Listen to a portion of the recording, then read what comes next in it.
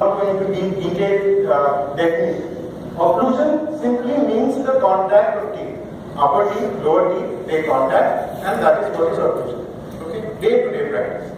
Now, we first learned about occlusion, that how teeth contact when we were in our BDS first year, midway through when we started doing complete dentistry. What were we taught?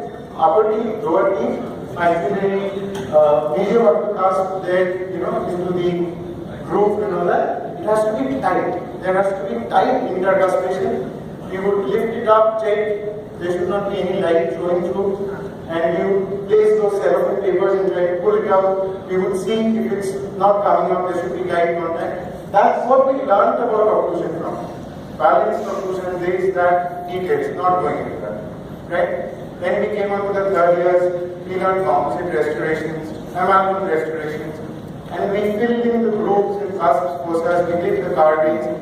But for me at least, I didn't study that much. Unfortunately, the concept of occlusion, how exactly teeth occlude with the opposing teeth, I never went deep into it. So that stayed into that apical area. That was where it stayed.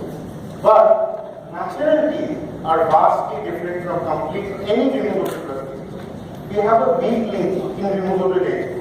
What is it? It is not fixed to the base. If there is a discrepancy somewhere, it moves a little bit, adjusts, and we are okay with it, we are fine. But what happens in fixed teeth? Natural teeth are fixed to the bone, which is rigid. It seems a little bit, but it is rigid, right? Then it is fixed to the bone is hanging, but the maxillary teeth are fixed, are rooted to the bone upwards. So any discrepancy will either be borne by the teeth or by the bone. Last but the worst is the joint. So fixed teeth are markedly different from any removable teeth. Now what is the duration of tooth contact in 24 hours of time? I'm sure many of you know this. So when we have any random answer, how much time do teeth touch teeth? Anybody? 17 minutes. 17 minutes. Anyone else? Okay, 17-1, 17-2. Do we go up or do we go down? We go up. No, we go down. Teeth contact for a magic 7 minutes to 9 minutes right now. Only 5 to 9 is the range. 7 is what is taken as an average. That's there in most of the big journals that is there, right? 7 is the number. So all of these worries about occlusion and how teeth come in contact, whether there is a small interference or not, why are we so worried about it if it's only 7 minutes out of the 24 hours? That is 1440 minutes. 7 minutes is what bothers us so much. When do our teeth contact? Any answers? During mastication. During mastication. So there was not an answer. Swallowing. Mastication, sir, teeth do not contact. There is always food in between. But all of you, please swallow. Try and swallow. Okay? Your teeth will come in contact. Now, keep your lips closed. Try and swallow, but don't let your teeth touch. It's difficult. We can do it. So we can do it. But it's difficult. You cannot get that seal unless your teeth contact. So, if it is only 7 minutes of contact, we are happy with it. We are fine. But if we have a high point, if we have a high ground, this 7 minutes, this whole calculation, it's only 0.4% of your 24-hour day that gets massively altered. How sensitive is our mouth? Say I pick a strand of hair, I keep it on your hand. Okay? 9 out of 10 times, you won't be able to understand that the hair is there on your hand. 9 out of 10. But if I take that same strand of hair and keep it in your mouth, till when you don't take it out, you will feel that irritation. Even if you are lying down lazily, you feel that irritation. So what is the thickness of a strand of hair? 17 microns, right? And how do we check our occlusion? How do we check the bite? How do we check our grounds and composites? We use articulating paper, limited to bite paper. What is the thickness of the bite paper? Usually, we use the thicker 100 micron first, gross adjustments. Once that's done, you should shift to the 40 microns. So the thinner paper, we adjust it, and we are done. Your mouth is sensitive to to 17 microns, but we have done only up to 40 microns. Fine. Ideally, we should use aluminum foil, which is 18 microns. 17, 18 is fine.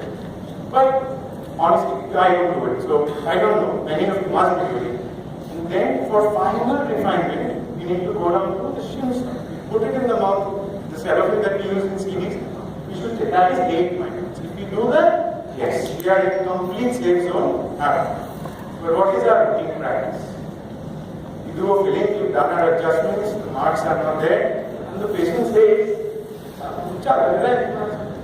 what do we say? Naya hai, we do that, come on, everybody does that. But we keep coming in.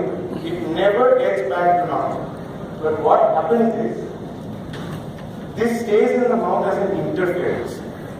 And interferences are not tolerated by anyone. Not in our personal lives. When we get interfered by our parents, nowhere. We don't tolerate interference. We find other routes. We find the bypass. Now how does the body react to these interferences? Either we flight or we fight. It's a fight or flight reaction. So what happens is, suppose I'm walking down this road and I see that there is a problem somewhere. I'm a very God-fearing person. What I do is I don't take that route, we take an altered path. So if I have an high point here, when my teeth are closing, what my mandible will do is, it will find the path of least resistance. And every time it closes, it will find that altered path of closure and close, come into tight one. What happens when the jaw does this? Suppose I have a stone chip under my shoe, and every time I walk, it's hurting. I can't take it. What do I do? I lift my foot a little bit and I walk. You walk from here to home, lifting your foot a little bit. What happens? Your muscles on the legs start paining, your back starts paining. By the time you reach home, you need to take a little bit of extra rest just to give those muscles rest. What happens to all these masticatory muscles? If they are constantly closing in an altered path, these muscles get tendered. And it's not the pain in the joint that they come back with. They don't come back to you because they start having back pain and neck and head pain, headache. For that, we will not come back to the dentist. So we have created a secondary problem when it came in for just a filling name, right?